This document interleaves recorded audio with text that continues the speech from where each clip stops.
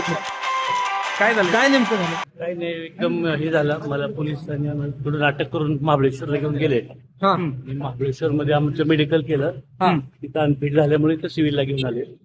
आम्हाला लोकशाही पद्धतीने मतदान करून दिलं नाही. आमच्यावर खोटे अपहरणाचे गुन्हे दाखल केले आमच्या पोलिस.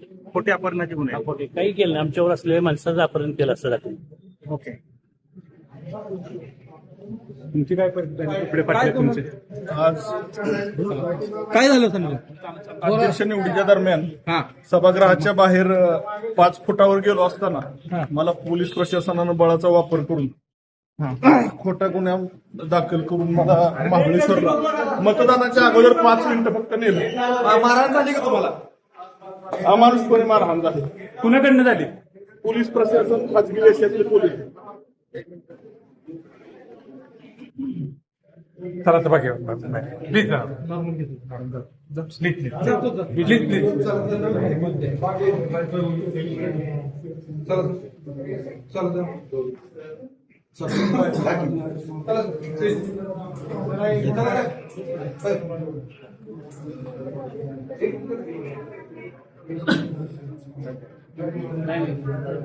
मला घेऊन स्वतः पालकमंत्री वर जात होते.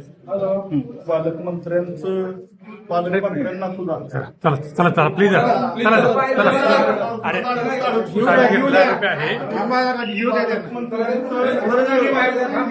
पालकमंत्र्यांचं रक्त माझ्या शर्टाला लागलं.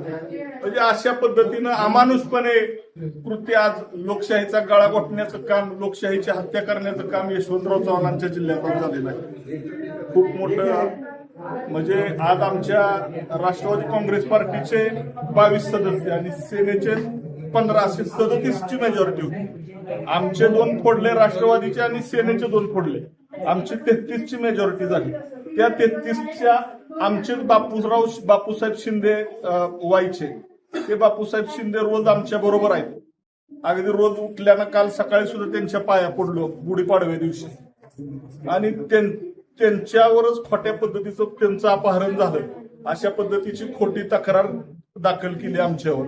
आणि आम्हाला तिथनं मतदान केंद्राच्या बाहेरून म्हणजे अगदी मतदान बाहेरनच गेटवरनच 4थ्या मजल्याच्या सभागृहाच्या बाहेरूनच आम्हाला ओढत नाही. मकरंदाबांना, पालकमंत्र्यांना सगळ्यांनाच ओढत होते. नितीन काका आम्हाला हे करत होते की बाबा यांना मतदान करू द्या. सगळे म्हणत होते. कारण काहीतरी सांगितलं असेल की तुम्हाला? काही कारण सांगायचा विषय नाही. आम्हाला सांगितलं की बापूसाहेब शिंदे यांनीचं अपहरण झालंय. ते बापूसाहेब शिंदे काल 12 वाजता महाबळेश्वरच्या पोलीस स्टेशनवर गेले. तिथले सीसीटीव्ही फुटेज उपलब्ध आहे. ते स्वतः जाऊन सांगतायत की माझं काय अपहरण वगैरे झालेलं नाही, मी तर महाबळेश्वरमध्येच आहे.